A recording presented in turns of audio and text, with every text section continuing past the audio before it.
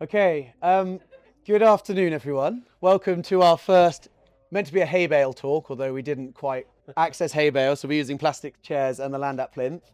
For those that don't know me, my name is Dan. I'm one of the directors of Land App, and delighted today to be joined by two Andrews.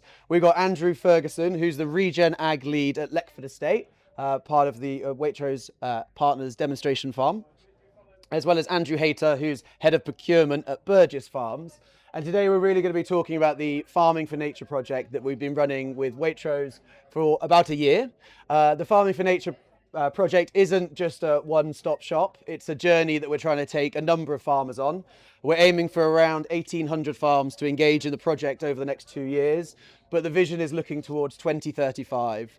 Waitrose has made some high-level aims to try and bring as much of its food under regenerative practices as possible, and they've brought in the Land App as a partner to try and understand the state of nature today. So at the end of 2026, we're going to jointly produce a report explaining where Waitrose food comes from in Great Britain, understanding both the total area of land that's used to grow food, but also the amount of habitat that's also included in that production. We've brought along both the Andrews to get a sense from the farmer's perspective today on the benefits of the project. But of course, if anyone's got any questions for either of the Andrews throughout today, please do raise your hand. It's meant to be a conversation. We're here to help and hopefully hear a bit more from the two Andrews today. So firstly, Andrew Ferguson, I'd love to give you a bit of a time to introduce yourself, a bit about your background, your relationship with Waitrose, and a bit more about Leckford Estate, if that's okay.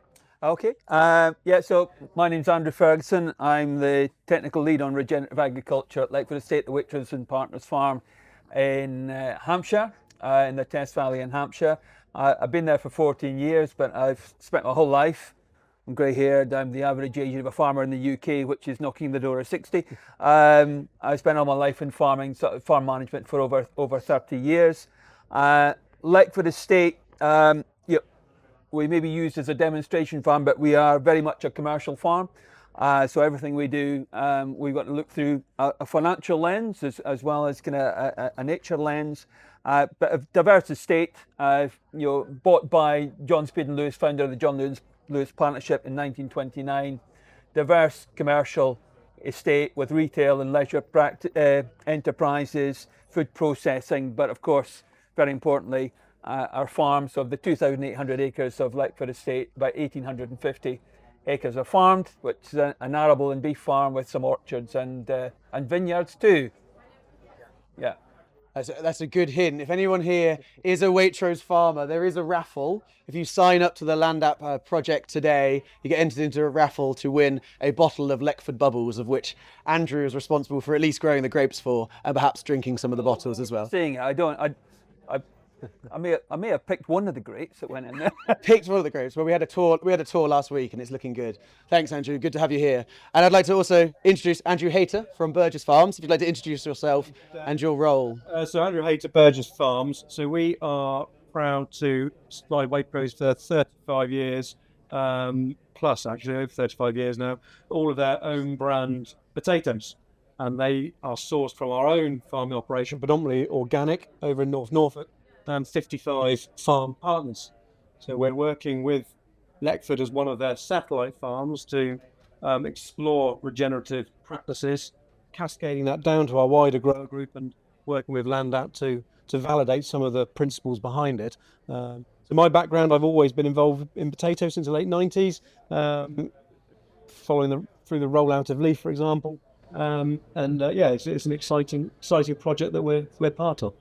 Great. Well, it's really great to have both of you today. So, Andrew Hayter, I wanted to start with you. How long ago did you start getting involved with the Farming for Nature project and with Land App, and what's been your first impressions of the project so far? So, the Farming for Nature program, from its inset, really, in terms of our work with Land App, that's really been the last sort of 12 months, I suppose.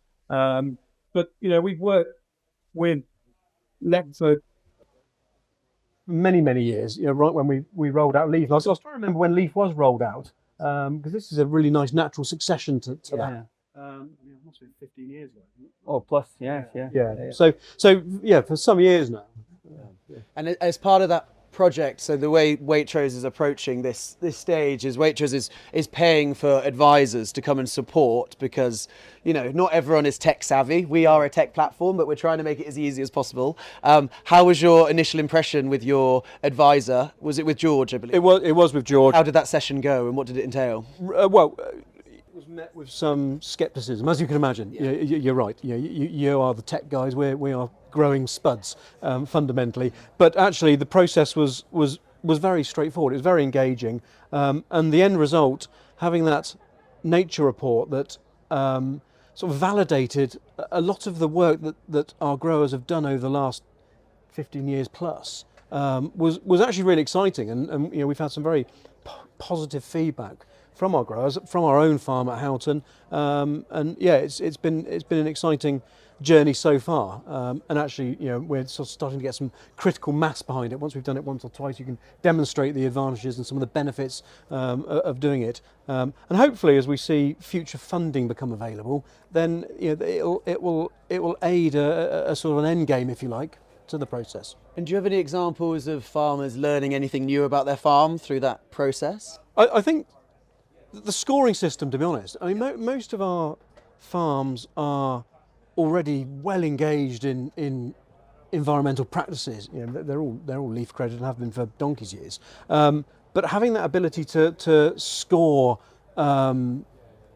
attributes is of value, and actually just seeing it in black and white, to be honest, and that for us was a positive that has come out of the collaboration with Waitrose and with that land app. I think we're going into a really exciting sort of next phase. Our farm has worked with Leckford for the last 2 years really as a satellite farm, and now we're looking at how we cascade some of those learnings down to the wider grower group. And I think that's we're entering into quite an exciting phase where actually having that ability to score improvement, if you like. Score is almost the wrong word, but measure and validate the improvement through land app is going to be key. Yeah, I think it's that objective lens that's quite important. I think you can sometimes just work with the loudest farmer or the one that's turning up the most, whereas actually if Waitrose genuinely wants resilience in their supply chain, we need to objectively look at every farm and say, okay, who actually needs the most help here, or who should we celebrate? Who is that demonstration farm that actually is objectively doing well, rather than perhaps just more subjectively or having those conversations? Well, Dan, you're absolutely spot on. Actually, some of our larger estates that we work with, they're well down the route of measuring what they're doing. Actually, some of the smaller farms, they've been doing this for years, but there's been no validation process behind it, and now they've got that. And actually, I'm seeing some real positives come out of working with some of our smaller growers. There's farms and there's farms. They can be poles apart. So this is a great validation process. And Andrew Ferguson, why does Waitrose actually care about nature? What's their reason for doing this? They're just selling food. Why would it matter about the nature element? So it's a simple question, but it almost seems glib to say this is really, really important. It's really critical.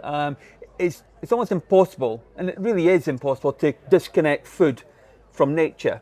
So if we want a resilient food system, you provided the phrase there a bit earlier, and we need to connect food and nature. Therefore, for our customers especially, where nature resonates very highly with them in terms of their kind of interest and their kind of drivers, for us it's important to be able to reassure our customers that the food that they kind of purchase in Waitrose, comes from sustainably run and beyond sustainably run, regenerative farming systems. So really, it's about resilience, and it's about kind of restoring our biodiversity, because we've all heard the statistic. The UK, despite it looking green when you're kind of flying in on an airplane into an airport, we are somewhat denuded of biodiversity versus where we were kind of 50 years ago. And in that metric alone, compared to where we were kind of 50 years ago, we're frighteningly in the bottom 10% of nations worldwide. And 3/4 of the land in the UK is used for farming. So as farmers, we need to take responsibility, and as Waitrose, as a kind of main customer of farmers, we need to take responsibility. So it's about responsibility and resilience, really.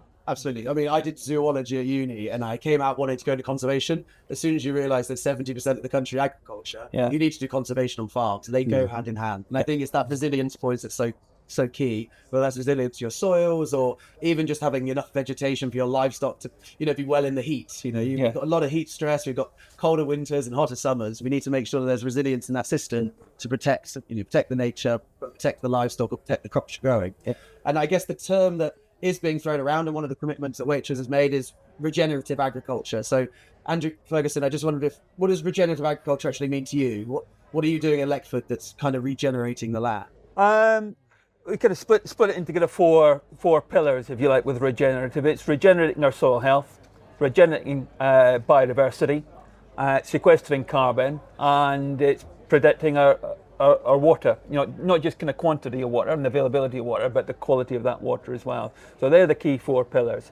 And we've done a number of things on farm to advance the case in all of those four pillars over the last sort of few years. We've been a leaf demonstration farm for 21 years. We've been Leaf Mark certified for a bit longer than that. So we have a history of environmentally responsible farming, but a regenerative kind of strategy is just taking us forward at a faster pace. I would say it's accelerating what we were doing already, and that's been really kind of critical for us. Not just doing that, but measuring progress as well, and seeing the results of that, and that building the enthusiasm, if you like, to almost go faster. There's a limit to how fast you can go, let's face it. But we feel we're on a journey, so to speak. Yeah. And where does profitability come in that regen journey? When we were at your farm last week, you're obviously talking about your wild farmed wheat plot, for example. How does that wheat that you're growing, which perhaps isn't as productive, i.e. the amount of yield you're getting from that field, but how does it compare when you look at the bottom line, when you're reducing your inputs or reducing the amount of time you need to spend in the field in terms of profitability? As I advise many farmers to do, or all farmers to do, is we trial things on a small scale. We don't take too much of a risk. But anything we run with, it needs to pay its way. Yeah. If we're not being profitable, there's no point looking at the long term in terms of our land management or farm management. If we're not profitable, we'll never get to the long term. So profitability is, the four key pillars I've mentioned there. I now feel embarrassed.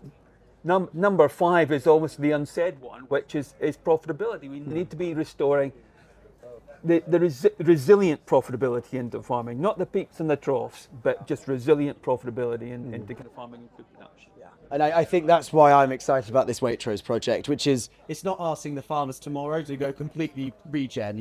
You've got to give it consideration. And if we can just nudge each farmer to try something, put a plot in, try a different cover crop, make a different change and see how that impacts your profitability, that's going to give people confidence. The worst thing would be is having everyone turn to regen tomorrow and some systems not working and businesses failing. And I think that's why that longer term ambition of what's happening here, 2035 horizon, means that we've got that gradual approach that will hopefully mean that farmers can see what works for them, because every farm is different. And talking about very different farms, I'd love to hear a bit about potato growing and regen. What does regen mean in the potato? Well, it's a good question.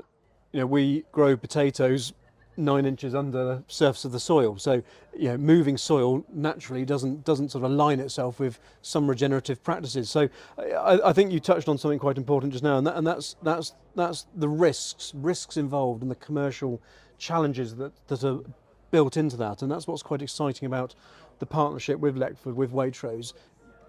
Some of the inputs and changes that we're putting into place, overwintering green crops, for example, is increasing soil biology, which is increasing some pest challenges with potatoes, wireworm in particular. At the far end of the extreme, we're growing potatoes down here at Groundswell with 4 years. This is our 4th season here, where we're simply putting potatoes on the surface of the soil, putting a mulch over. That's bringing its own set of challenges. But we can have those open conversations with Waitrose and gain those learnings, because there is a huge risk, and commercial reward is attached to risk, and it's understanding and quantifying those risks. So certainly, we are taking small steps, as Andrew rightly said. We're not taking giant leaps. It's small steps each season to understand what beneficial changes we can put in place on that sort of scale of journey, if you like, with what we're doing here being the extreme end of it, and quantifying those risks that are involved, and talking openly, with our partners Waitrose in that. And you say you've been here for 4 years. This is our fourth season here. What have you learnt in 4 years being at Oh, this? crumbs! A tremendous amount, really. As I said, I've been involved with potatoes since the late '90s, and you have to completely rethink how you're growing crops when crops naturally grow in a medium 9 inches under the soil to plonking them on the surface. A lot of it is fundamental, so it's machinery. It's how do you commercialise hand planting or hand harvesting up to a larger scale. But there's some real basics. For example, the first couple of years we had a real problem with mice. No consumer wants a potato that's been nibbled by a mouse. We don't have these problems in a commercial crop, and it's understanding what we can do. So we've reduced the straw chop to try and mitigate some of the rodent ingress, and that's helped actually. So it's a completely new set of learnings that we just don't see in our conventional production methods. But on the other end of this extreme, we have a large farming operation that's 100% organic. And we are taking a lot of learnings from our organic production over at Houghton and cascading those down to our conventional farms. So just green cover, for example, is one aspect that we're seeing significant benefits conventionally now, and that's come out of our organic production. I think it's that peer-to-peer learning that you're hinting at that's so important here, and Exactly. we've got to really facilitate that as much as possible. And I think that's the next step with Leckford, that we're now looking at how we facilitate that. Yeah. Me personally, I think that's what, like in year 1 and year 2 of this project, that we're involved with. Obviously, the Leaf project's been going longer. Is identifying what are the learnings, and that's both for good and for bad. You mentioned the mice problem. You overcome it hopefully, but you've got to share that somehow. And if the Farming for Nature project provides a consortium for that, great. There's obviously the Leaf groups, you've got facilitation groups, and the more we can get farmers talking both about what's working and what's not, the better. And I think sharing it with consumers. I think that's True. Waitrose have several channels. The Waitrose Farmers channel, for example, it's so important. Actually sharing what we're doing, what Leckford do, with our wider consumer group. We were very early in adopting Leaf principles, and there are benefits to that need shouting about now, and I think that's the next part of the journey. Yeah, and I think that's the responsibility that Waitrose has, is trying to educate people. They can sell your product for a premium to a good, consumer group, but we've got to educate them on the, the trials and tribulations and the amount of effort that goes in, particularly as you start to move away from too many inputs or moving to a more regen practice. We do. And I think Waitrose are already very good at that. Yeah. We need everybody to be doing it. Not just Waitrose. We want the entire retail world to be doing it. Out of interest, does Burgess supply any other supermarkets? We do. Yes. Yeah, we do. Waitrose Are our largest partner, but the company we do. Yeah.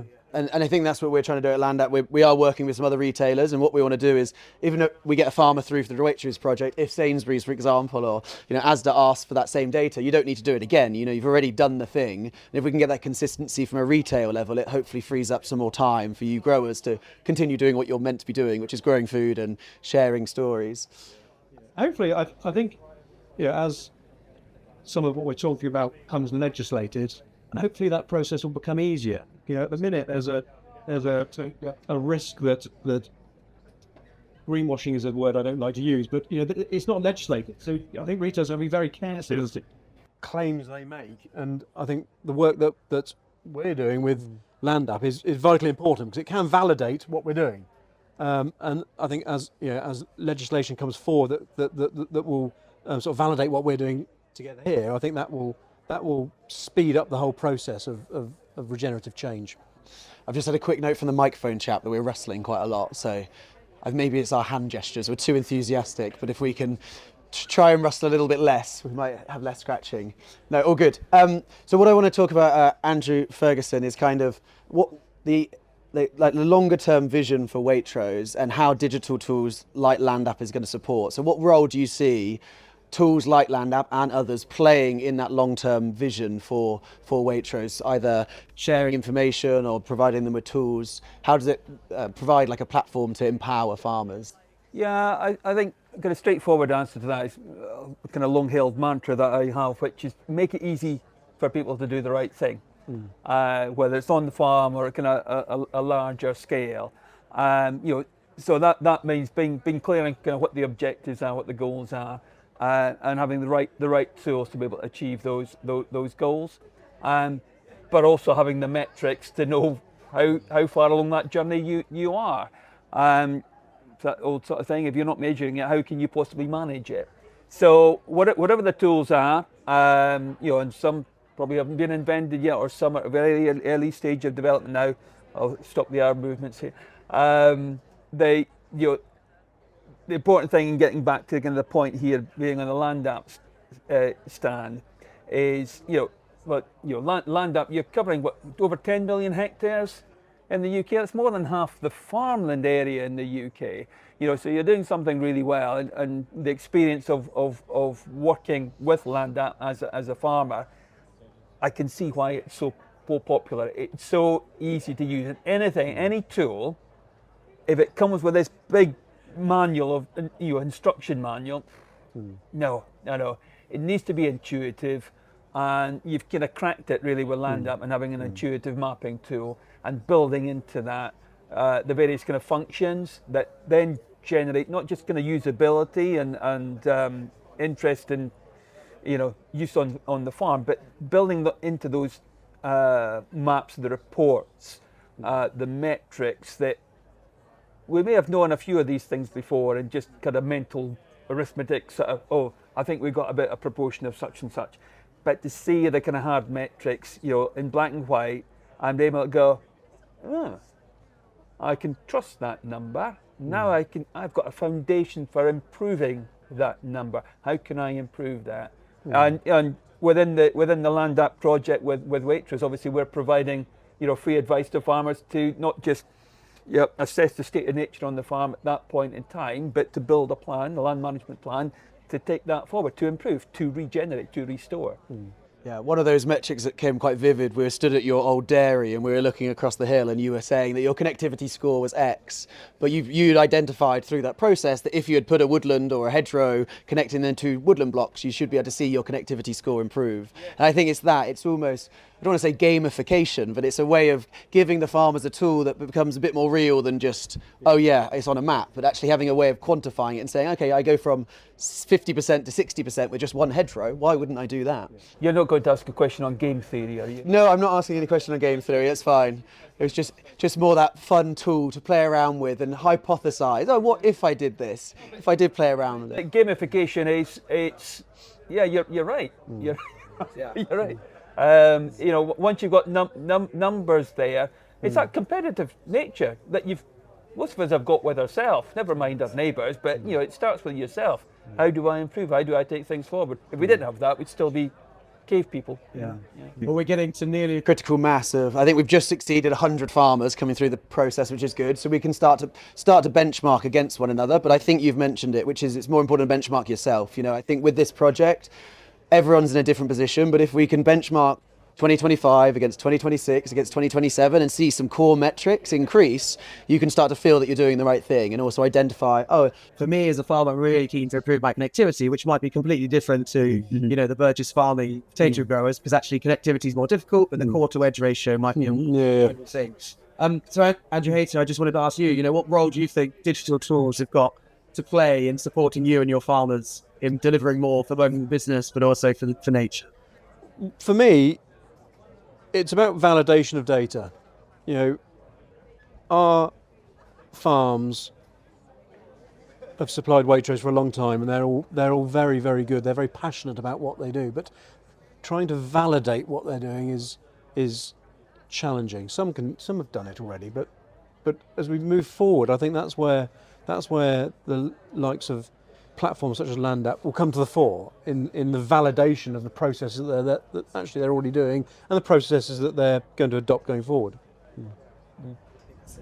We're nearly towards the end, so I've got one more question. Then I'd love anyone in the audience, if you've got a question, feel free to ask. I guess just from both of you, what one piece of advice would you give to any farmers listening right now, whether they're supplying Waitrose or not, about starting or continuing a regenerative journey? Andrew Hayter, do you want to go first? Well, I think for me, it is about knowledge sharing, and I think Leckford are fantastic at it, but I think farms typically do work in silos, and actually what we've seen through this process is there's a lot of fantastic work being done on the Waitrose farms, but it's not being shared.